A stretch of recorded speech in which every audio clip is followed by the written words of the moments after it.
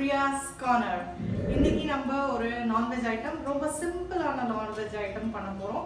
இது யூசுவலா ஃபாஸ்டா செய்யணும்னு நினைச்சீங்கன்னா இந்த நான்வெஜ் ஐட்டம் ரொம்ப சீக்கிரமா முடியும். அதாவது prawns செய்ய போறோம். prawns வந்து ரொம்ப ஃபாஸ்ட் குக்கிங்.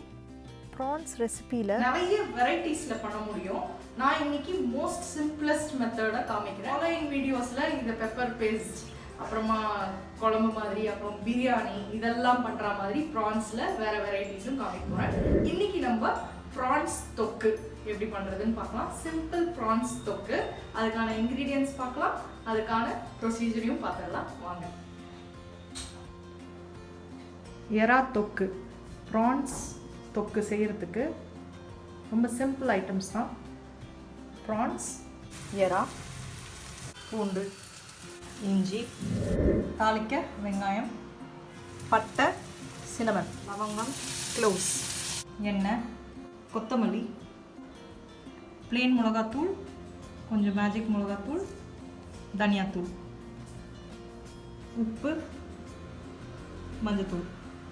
ப்ரான்ஸ் செய்யறதுக்கு ஃபஸ்ட் ஸ்டெப் பார்த்தீங்கன்னா இஞ்சி பூண்டை நல்லா இப்படி பேஸ்ட் பண்ணி வச்சுக்கணும். இதில் பூண்டு ப்ரொபோர்ஷன் எப்பவுமே கொஞ்சம் ஜாஸ்தியாக போடுங்க, டேஸ்ட்டாக வரும்.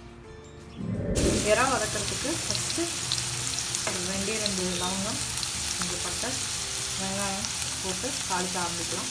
ஸோ இப்போ இந்த அனியன்ஸ் ஓரளவு கோல்டன் ப்ரௌன் ஆன உடனே இஞ்சி பூண்டு பேஸ்ட்டு நல்லா ஒரு டேபிள் ஸ்பூன் பேஸ்ட் எடுத்து ஆட் பண்ணலாம்.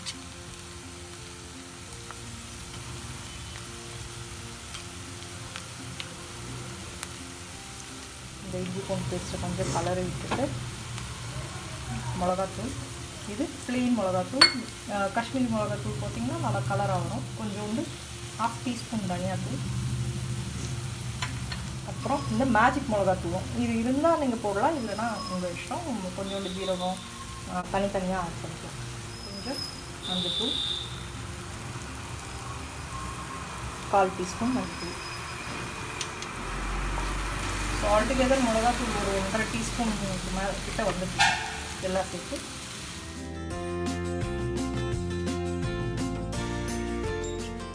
இந்த ஆனியன் வதங்கிறதுக்காக கொஞ்சோண்டு சால்ட், இதை நல்லா மிக்ஸ் பண்ணிக்கணும்.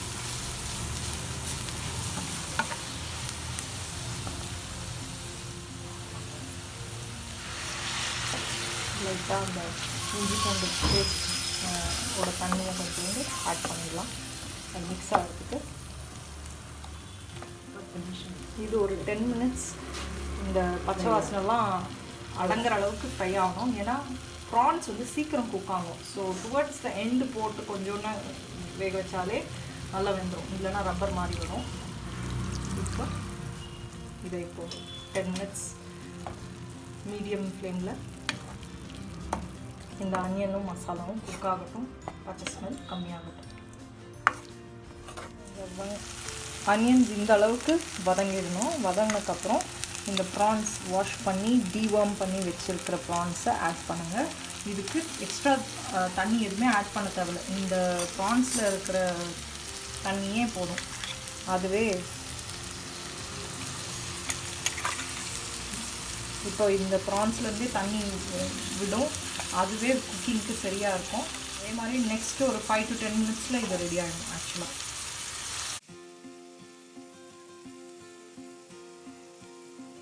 ஸோ இந்த ப்ரான்ஸ்க்கு நம்ம எந்த எக்ஸ்ட்ரா வாட்டரும் ஆட் பண்ணல பாருங்கள். அந்த மசாலா மட்டும் கரெக்டாக மிளகா பச்சை ஸ்மெல்லாம் அடங்குற அளவுக்கு கரெக்டாக வதக்கிட்டு அதுக்கப்புறம் இந்த ப்ரான்ஸை ஆட் பண்ணி இதை ஃபுல்லாக இப்போ மிக்ஸ் பண்ணி விட்டுவிடணும்.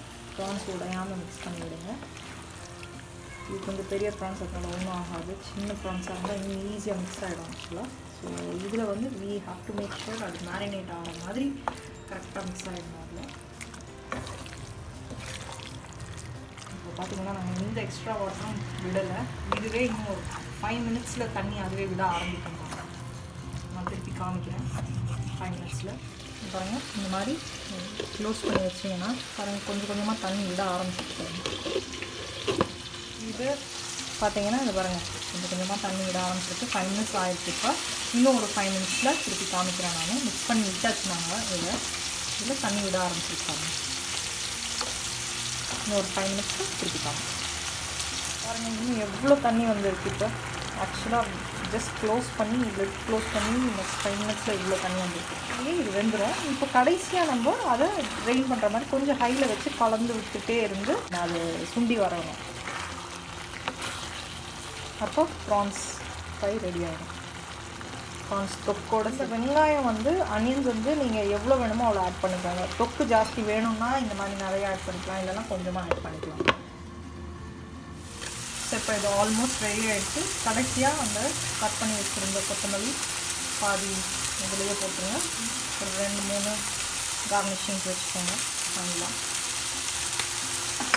இது எந்த அளவுக்கு ட்ரையாக வேணுமோ எந்த அளவுக்கு தொக்கா வேணுமோ நம்ம இந்த ஸ்டேஜில் எடுத்துக்கலாம்.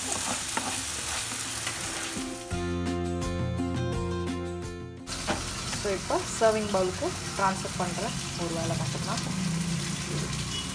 ரெடி ஆகிடுச்சு. ப்ரான்ஸ் தொக்கு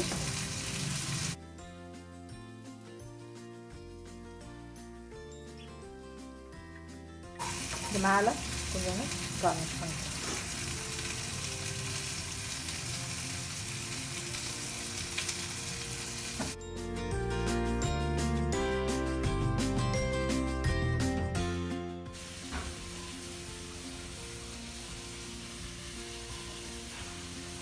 Prawns cooked, prawns fry, ready.